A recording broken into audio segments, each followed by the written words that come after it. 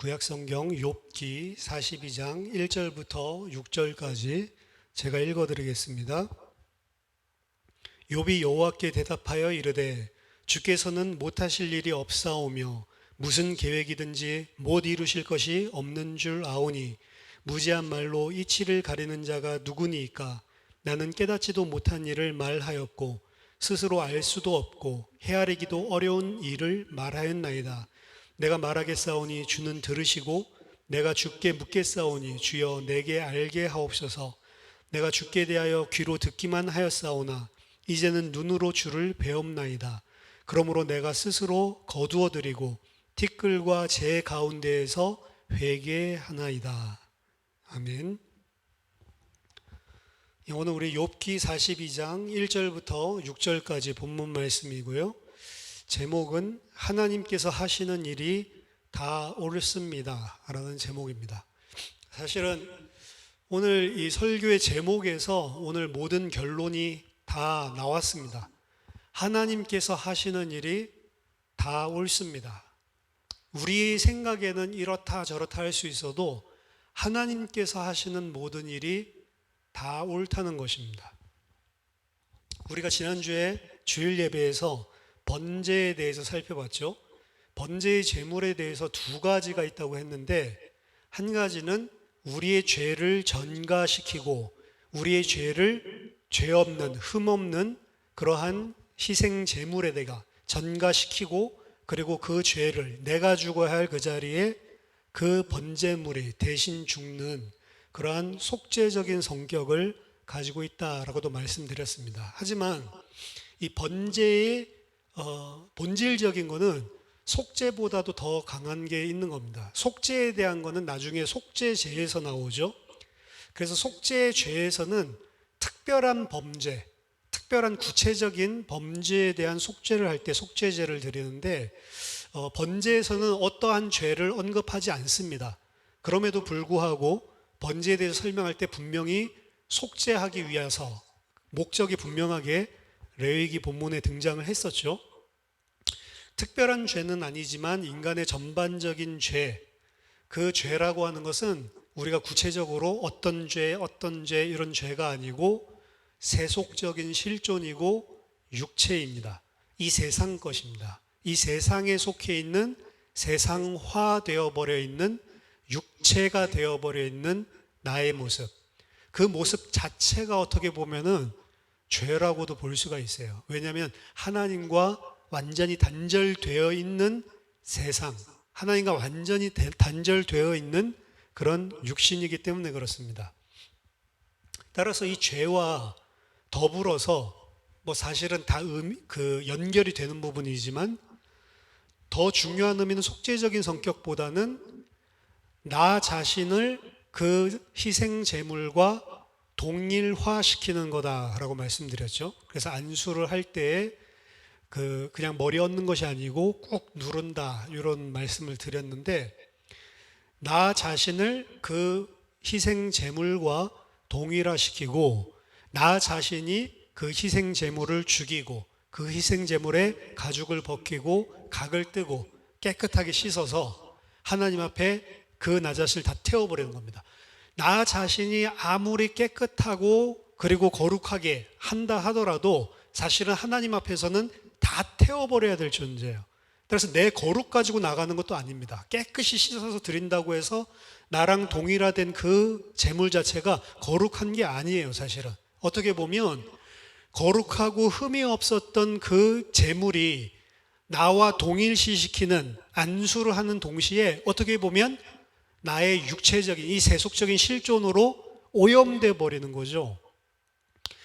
깨끗하게 씻고 전부 다 각을 뜨고 가죽을 갖다가 뜯고 물로 내장을 깨끗하게 씻고 뒷다리를 아무리 깨끗하게 씻어도 그래도 하나님께 바쳐질 때는 하나님 뭘 기뻐하시냐면, 이제 깨끗하니까 그 제물을 받아주는 게 아니고 그걸 다 살라버리는 거예요.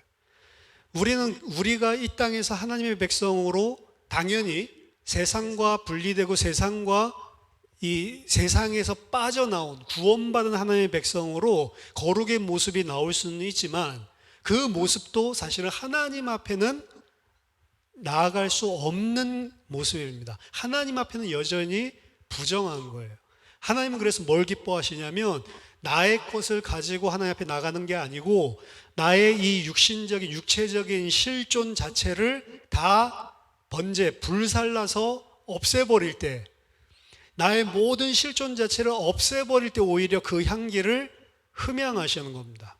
하나님이 무슨 기름 냄새 맡고 하나님이 좋아하는 어떤 부분이 타니까 하나님이 기뻐 받으시는 향기다, 이렇게 생각할 수 있는데, 그보다는 나 자신을 그리스도 앞에 부인하고 나 자신을 다 태워버리는 번제, 그렇게 했을 때 하나님이 기뻐하신다고. 말하자면 하나님이 우리를 받아줄 때 우리의 모습은 뭐냐면 나의 모습으로 나아가지 않고 나의 모습을 다 죽여버리는, 불태워버린 모습으로 나아갈 때 진정한 하나님이 나를 기쁘게 받으시는 하나님의 백성이 되는 겁니다.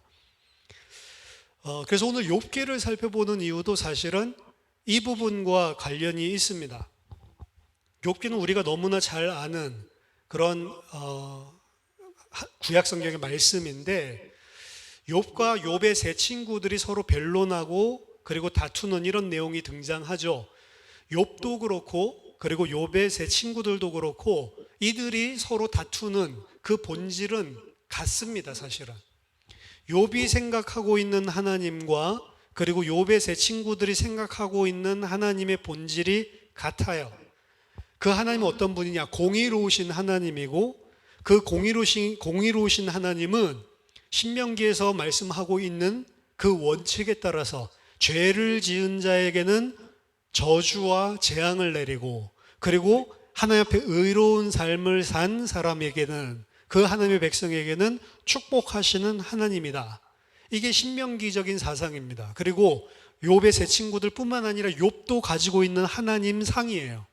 하나님은 하나님은 공의롭기 때문에 내가 의로운 삶을 살면 하나님은 축복하시고, 그리고 내가 죄를 짓고 내가 하나님 앞에 대적하는 그런 모습이 나타나면 하나님 나를 저주하시고, 따라서 그런 하나님 상을 가지고 있기 때문에 욥이 저주당하고 재앙당하는 모습을 보면서 세 친구는 하나님이 너를 벌하시는 거다. 분명히 네가 죄가 있을 거다. 하나님은 죄인을 저주하시고 의인을 축복하시는 분이다. 너는 계속 죄가 없다고 하는데 너가 지금 저주당하고 재앙당하고 이건 분명히 하나님이 하시는 건데, 그 일을 당하는 것을 보면 너는 분명히 네가 지은 죄 때문에 지금 고통당하고 있는 거다. 계속 너 의인이라고 우기지 마라. 계속 내가 아무리 생각해도 하나님 앞에 아니다, 잘 생각해봐라. 하나님이 실수하겠냐? 하나님이 네가 의로운데 저주하시는 하나님이냐? 절대로 그렇지 않다. 이게 세 친구들의 생각이죠. 근데 이 생각이 세 친구들 생각뿐만이 아니고 욥의 생각이기도 해요. 그래서 욥도 계속 의문이 품어지는 겁니다. 나 잘못한 게 없는데 어찌 이럴 수가 있냐, 이 이야기죠. 욥기를 읽고 있는 독자들의 입장에서 본다면 욥기 1장에서 천상에서 무슨 일이 일어났는지를 알고 있습니다. 하나님과 사단 사이에 오가는 대화가 등장을 하죠. 하나님은 이 세상을 다녀봤냐? 욥 같은 사람 본 적이 있냐? 욥기 1장 8절 보니까 여호와께서 사탄에게 이르시되 네가 내 종 욥을 주의하여 보았느냐? 그와 같이 온전하고 정직하여 하나님을 경외하며 악에서 떠난 자는 세상에 없느니라. 하나님이 인정하는 의인이었죠. 그러니까 이 사탄이라고 하는 자가 하나님을 도발하는 장면이 나옵니다. 사탄이 여호와께 대답하여 이르되 욥이 어찌하여 까닭 없이 하나님을 그렇게 경외하겠습니까? 주께서 그와 그의 집과 그의 모든 소유를 울타리로 두르심 때문에 그러는 거 아닙니까? 주께서 그의 손으로 하는 바를 복되게 하시고 그의 소유물이 땅에 넘치도록 하니까 그가 그렇게 하는 거 아닙니까? 이제 주의 손을 펴서 그의 모든 소유를 치소서. 그리하면 틀림없이 주를 향하여 욕하지 않겠습니까? 하나님을 도발하던 장면이죠. 근데 하나님은 욥을 두둔합니다. 절대로 그런 일이 없다. 그래서 사탄에게 이 욥을 칠 수 있는 한계를 정해서 주는 장면이 등장을 하죠. 하지만 욥이랑 욥 세 친구들은 이런 배경들을 전혀 알지 못하죠. 왜 이런 이유를 당하는지. 더더군다나 욥기를 읽고 있는 독자들도 우리는 욥이 지금 왜 당하는지 아는데 지금 하나님이 사탄과의 그런 천상에 있었던 회의에서의 그러한 이 논쟁 가운데 사탄에게 허락하신 건데 하나님은 욥을 지지하고 있는데 이 정도로 보고 있는 거죠.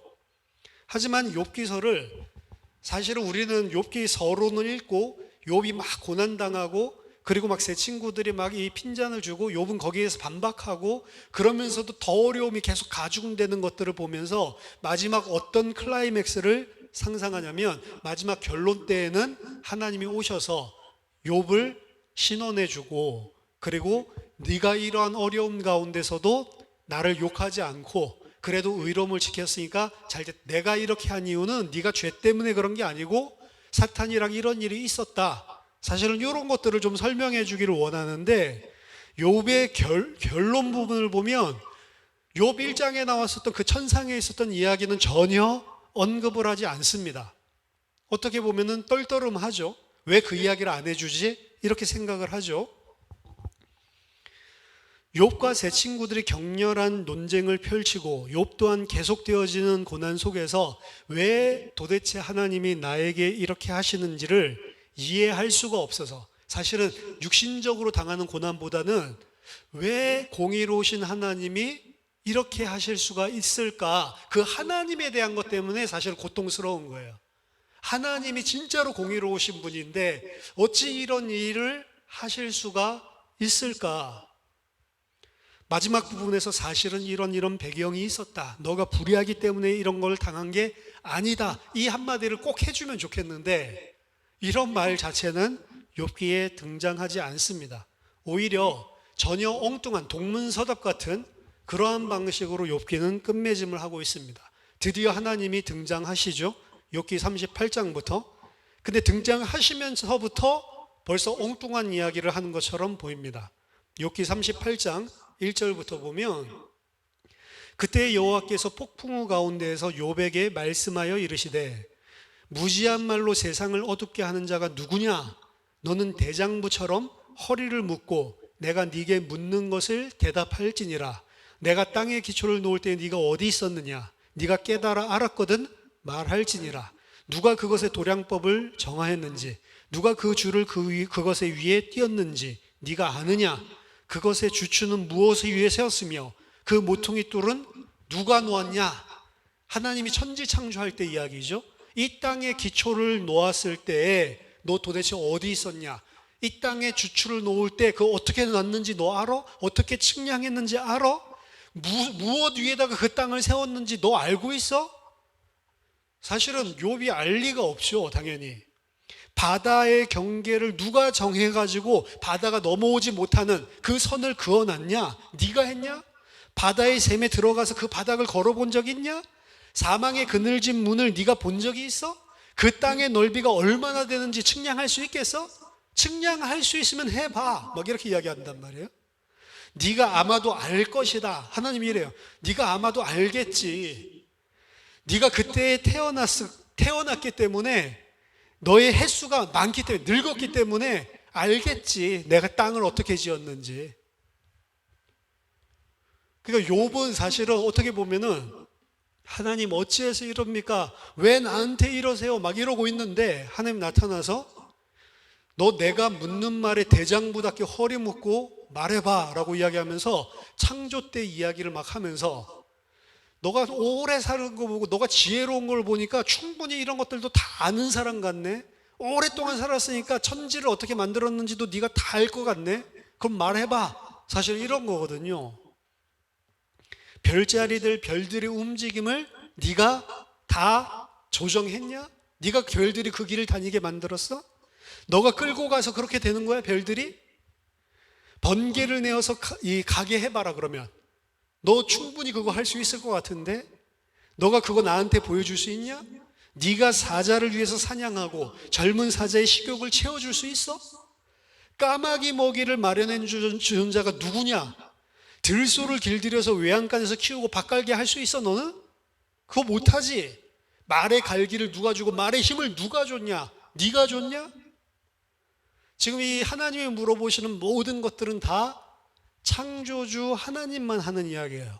창조주 하나님이 하신 일이고 욥은 그거 어떻게 했는지 알지도 못할 뿐더러 그것이 필요성을 안다고 해도 욥은 전혀 거기에 그 필요를 채워줄 수 없는 무능한 존재인 겁니다. 아무 가치도 없는 피조물이라는 거예요.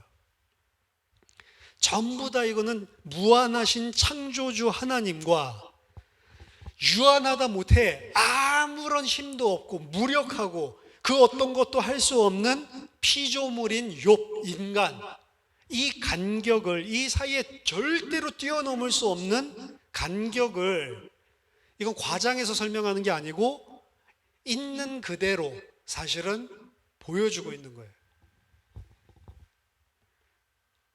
욥기 40장 1절부터 보면 여호와께서 또 욥에게 일러 말씀하시되 트집 잡는 자가 전능자와 다투겠느냐. 자, 이제 욥을 뭐라고 이야기하냐면 트집 잡는 자래요. 자, 솔직히 말하면 욥의 입장에서 본다면 이건 약간 좀 억울한 말 아닌가요? 내가 트집을 잡았다고요? 지금 이 자녀들과 이 재산이 하루아침에 다 날아가고, 그리고 이 고통당하면서도 아내까지도 와서 네가 섬기는 그 여호와 하나님 저주하고 너도 나가 죽어버려라 라고 이야기하는데도 하나님 앞에서 그렇게 말하면 안 된다. 주신 분도 하나님이고 걷어가신 분도 하나님이기 때문에 내가 그거 가지고 말할 존재가 못 된다라고 하나님 편에 섰던 사람이 욥입니다. 그렇죠? 근데 하나님 뭐라고 얘기하면 욥 보고 트집 잡는 놈 이렇게 이야기하는 거예요. 트집 잡는 놈이 전능자와 다투겠냐? 하나님을 탓하는 자는 대답할지니라. 이 이야기들을 쭉 듣고 나더니 욥의 반응이 보소서 나는 비천하오니 무엇이라 주께 대답하리이까? 손으로 내 입을 가릴 뿐이로소이다. 내가 한 번 말하였사온즉 다시는 더 대답하지 아니하겠나이다. 거기에 대고 하나님께서 폭풍우 가운데, 이 폭풍우는 심판이거든요. 폭풍우 가운데서 다시 한번 욥에게 말씀하십니다. 너는 대장부처럼 허리를 묶고 내가 네게 묻겠으니 내게 대답할지라 이야기하면서 뭐라고 이야기하면 네가 나의 공의를 부인하려느냐, 네 의를 세우려고 나를 악하다고 하겠느냐. 사실은 이 이야기입니다.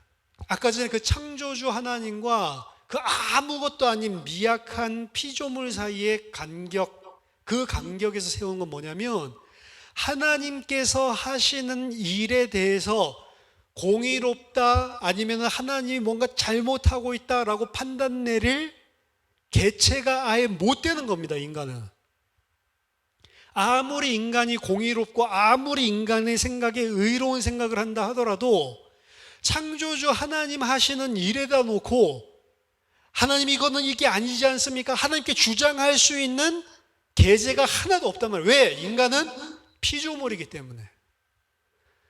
네가 의롭다고 해서 내가 불의하다고 하는 거냐?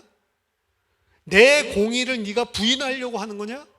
네 의를 세우려고 나를 악한 자로 몰아가는 거냐? 그게 말하자면 욥이 가지고 있는, 어떻게 보면 하나님을 대적하고 있는 죄의 본질이란 말이에요. 욥은 하나님 편에 섰다라고 이야기하는데 욥도 어떤 하나님이냐면 내가 이것도 말씀에 근거한 것이지만 신명기 말씀이 아까 전에 신명기적인 그런 하나님 신론이라고 이야기했죠. 하나님은 의인에게 복을 주시고 하나님은 죄인에게 벌을 주신다. 이 하나님이라고 딱 생각을 했으면 그 하나님의 상 주시고 벌 주시는 게 내 생각이랑 뭔가 잘 맞지 않다라고 느껴지면 어떻게 돼요? 이 부담스럽기 시작하고 불편하기 시작하고 그리고 이제 더 나아가서 그것이 반복되고 지속되다 보면 하나님 이렇게 하면 안 되는 거 아닙니까? 라고 들고 나온다고요. 욥도 처음에 이 고난을 겪었을 때의 모습과 나중의 모습은 사뭇 달라져 있습니다. 처음에는 완전히 그래도 하나님 앞에 그리고 하나님 편으로 끝까지 이렇게 견고하게 서 있는 것 같이 보였는데, 욥도 시간이 이게 계속되고 반복되면서 왜 하나님이 이렇게 하시지? 왜 하나님이 이렇게 하시지? 이런 것들이 점점 하나님이 이렇게 하시는 게 안 되는 거 아닙니까? 라는 생각으로 옮겨가기 시작한다. 그게 지금 인간들이 가지고 있는 죄성이에요, 사실은. 하나님이 하시는 일에 대해서 우리는 아무런 말을 할 수 있는 자격이 없습니다. 왜? 하나님은 창조주고 우리는 피조물이기 때문에.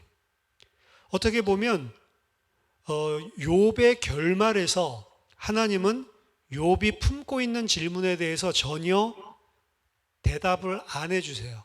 시원한 대답을 안 하는 정도가 아니고 욥이 품고 있는 부분들에 대해서 하나님 어떻게 이렇게 할 수가 있습니까? 그 부분에 대한 거는 한마디도 하지 않고 뭐만 이야기하시냐면 하나님이 누구시고 욥은 누구인지만을 분명하게 이야기합니다. 하나님은 창조주 하나님이시고 욥 너는 피조물이다.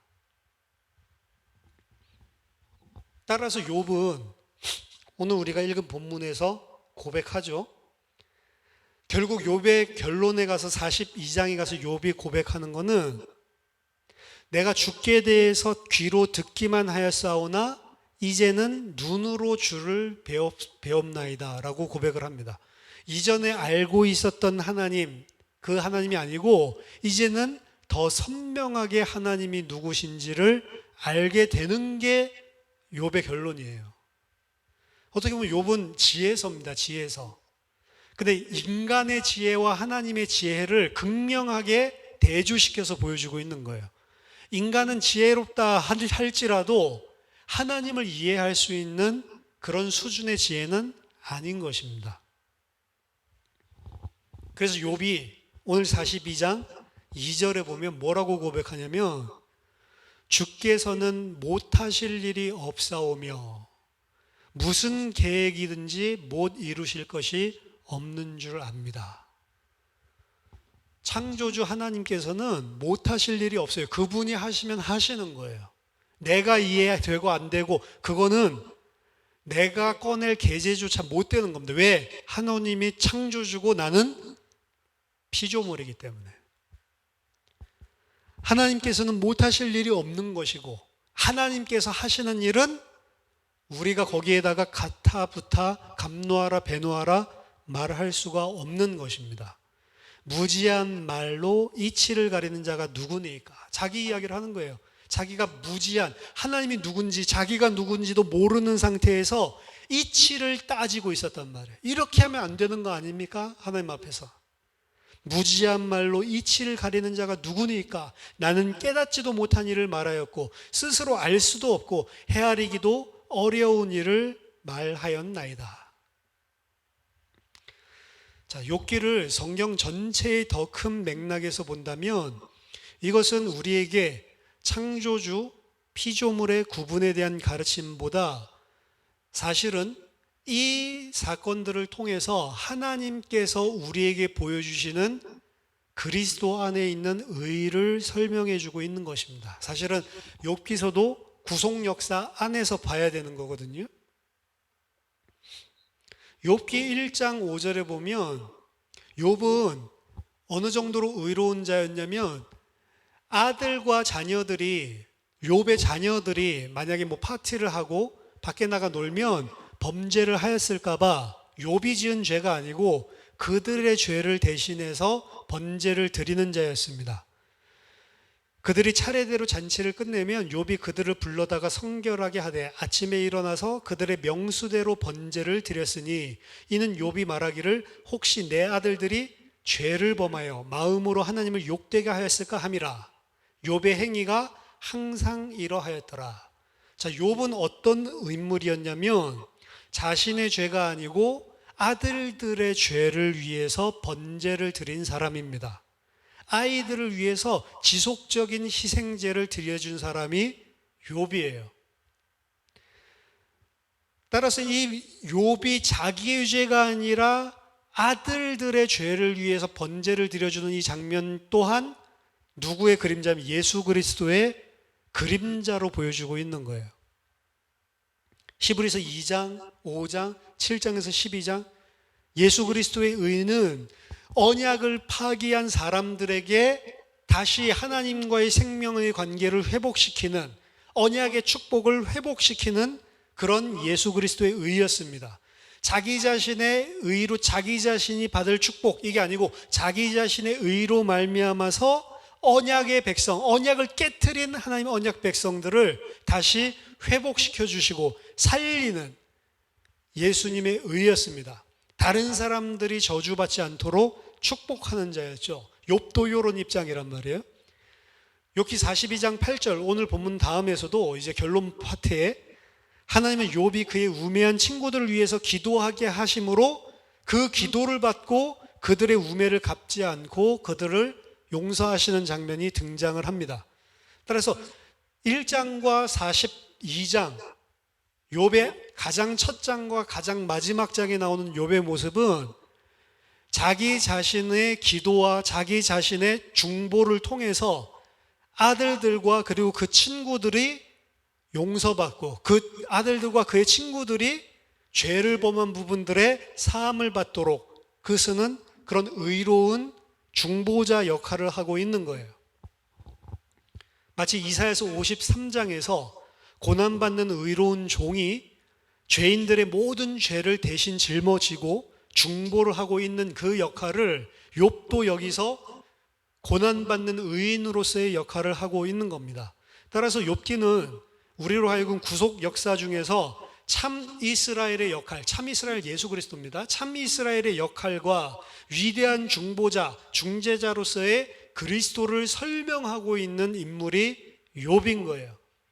따라서 욥기에 대한 이 여러 가지 신학적인 거는 신명기 하나에서 이야기하는 응보신학, 신명기에서 나오고 있는 죄 지으면 벌 주고 그리고 의로운 일 하면 축복 주고 그 딱 인과 응보, 권선징악, 완전히 요 관점으로 신명기적인 신학으로 하나님을 바라보면 안 되는 것이고, 신명기가 아니라 성경 전체에서 있는 그리스도를 통한 하나님의 구속 역사적인 관점으로 이해를 해야 되는 겁니다.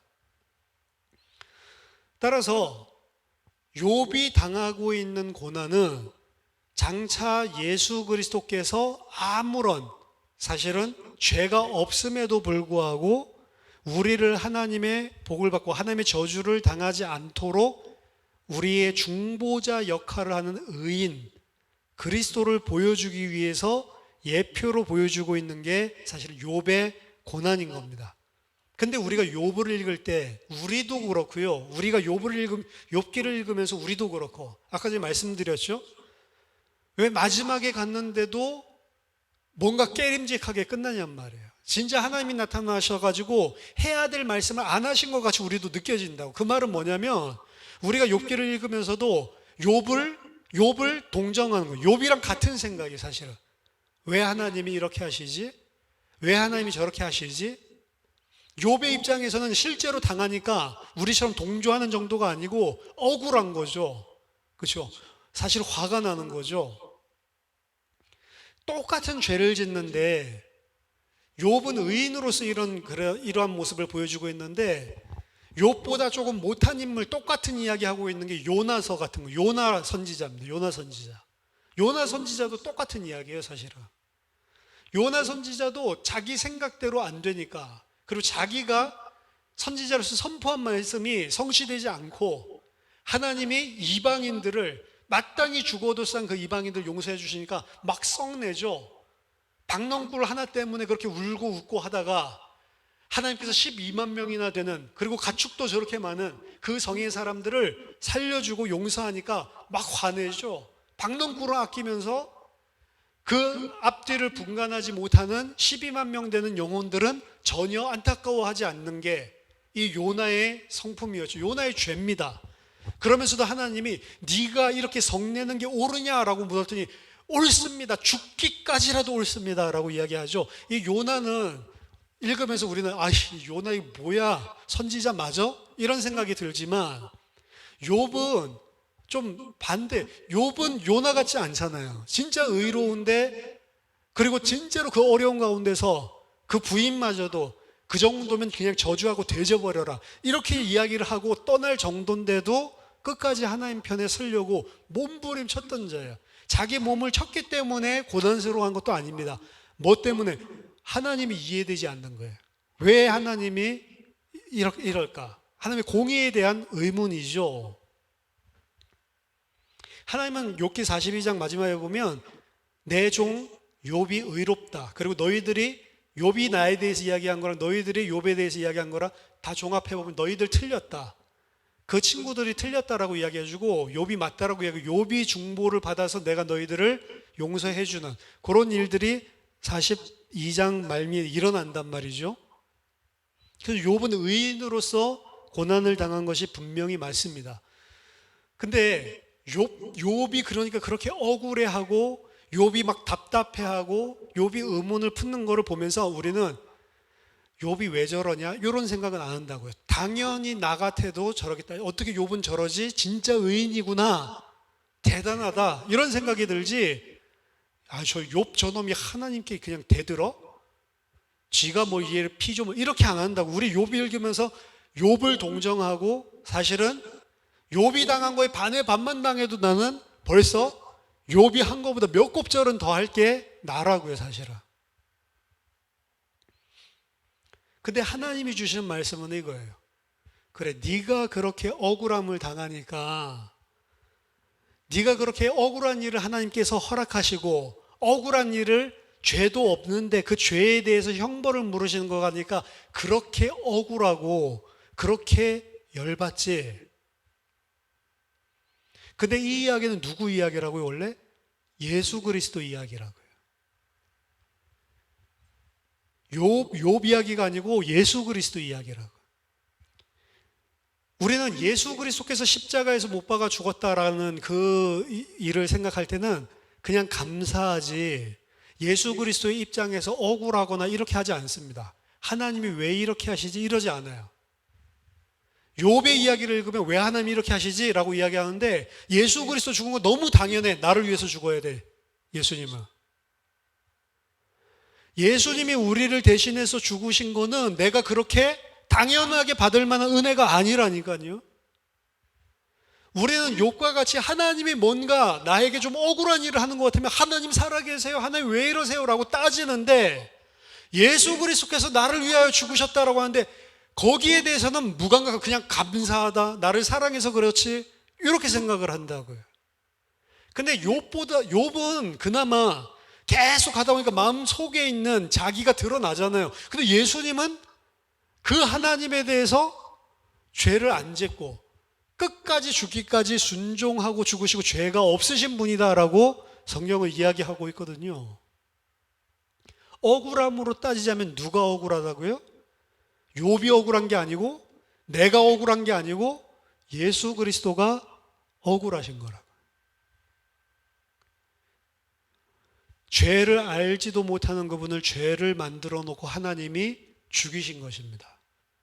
근데 우리는 그 일을 보면서 하나님이 왜 그렇게 하시지? 의문도 품지도 않고 우리는 그거 쳐다보면서 그냥 나를 사랑해서 죽었구나. 감사하다. 그거밖에 생각을 못해요. 그 안에는 욥이 도저히 지속되기를 참을 수 없어가지고 나중에는 자기 자신이 하나님의 공의를 비판하려는 하나님이 분명히 이야기하죠. 네가 옳다고 해서 내가 불의하다라고 하냐. 내가 옳기 때문에 하나님이 불의하다라고 생각을 하고 있는 그 욥. 왜 욥에게 이렇게 하셨을까? 하나님은 왜 이런 식으로 일을 하실까? 욥이나 우리가 품고 있는 그 생각에 대한 답은 하나님이 이렇게 하셔야지만 억울한 의인이 당하게 하셔야지만 우리를 구원할 수 있기 때문에 그렇게 하신 겁니다. 이해되셨어요? 욥은 하나님 어떻게 이렇게 할 수 있습니까? 근데 하나님 이렇게 안 하면 너희 못 살아나. 너희가 생각할 때는 절대로 말도 안 되는 공의로운 하나님이 어떻게 하면 이렇게 할 수가 있냐라고 하는 그 일을 하나님이 그렇게 하지 않으면 너희 사는 길이 없단 말이에요. 억울하게 예수 그리스도를 잡아 죽이지 않으면 살아날 수 있는 사람이 없습니다. 그래서 하나님은 억울한 의인을 죽이시는 방향으로 움직이셔야 되는 거예요. 하나님 왜 이렇게 하시지? 욥은 그러고 있는데 하나님 뭐라고 말씀하시냐? 그래야 네가 사니까. 하나님 왜 나한테 이렇게 하세요? 그렇게 해야 네가 사니까. 그게 하나님의 답입니다, 여러분. 인간은 하나님에 대해서 그래서 가타부터 말할 게 없어요. 사실은 모든 내가 억울하게 생각하고 왜 이런 일이 나한테 일어나지? 왜 이런 일이 나한테 반복하지? 그 일어나는 모든 일은 나를 살리기 위해서 일어난다라고 여러분들이 생각하시면 100% 맞습니다. 그래서 욥기에서 이야기해 주는 건 뭐냐? 무지한 자가 무지한 생각을 가지고 지혜롭지 못한 어리석은 생각을 가지고 하나님 가지고 이치를 따진다고요. 그러지 말라고 하나님 이야기를 하는데 그 일은 왜 그러냐? 하나님이 하시는 모든 일은 다 옳고 옳은 정도가 아니고 하나님이 하시는 그 모든 일은 다 나를 살리기 위해서 하시는 일이기 때문에 그래요. 하나님 왜 이렇게 나에게 고통이? 나를 살리기 위해서. 하나님 나에게 왜 이런, 나를 살리기 위해서. 우리는 생각할 때, 내가 생각할 때 좋은 일이 생기면 하나님이 역사하셨다라고 하지만 좋은 일이건 나쁜 일이건 나에게 모든 일어나는 일들에는 단 한 가지 합리적인 하나님이 그렇게 행하셔야 하는 이유가 있는데 그건 뭐냐? 나를 살리기 위해서. 나를 살리기 위해서 하나님께서 의로운 자를 불의하다 하고 의로운 자를 심판하시고 십자가에서 죽이시는 것이고, 그리고 나를 살리시기 위해서 하나님께서 내게 지금 그런 일도 허락하시는 거예요. 그래서 하나님의 백성, 레위기에서 이야기했지만 번제라고 하는 것은 나의 이 세속적인 가치와 이 세상에 있는 육신적인 실존, 이 모든 것들을 다 불살라 버린다라고 했는데, 오늘 욥기서의 이야기로 한다면 내가 아무 가치 없는 피조물이구나, 그 자리로 내려오는 거예요. 그거는 번제를 드려도 내가 가치 없는 피조물이고 하나님께서는 창조주시고 하나님께서 하시는 그 모든 일은 다 옳은 것이고 거기에 대해서 내가 가타부타 할 수 없구나, 다 나는 그저 하나님께서 하시는 것이니까 아멘, 하나님께서 하시는 거니까 순종, 당연히 그렇게 해야만 하는 피조물이구나, 그게 내 자신을 번제로 드리는 것입니다.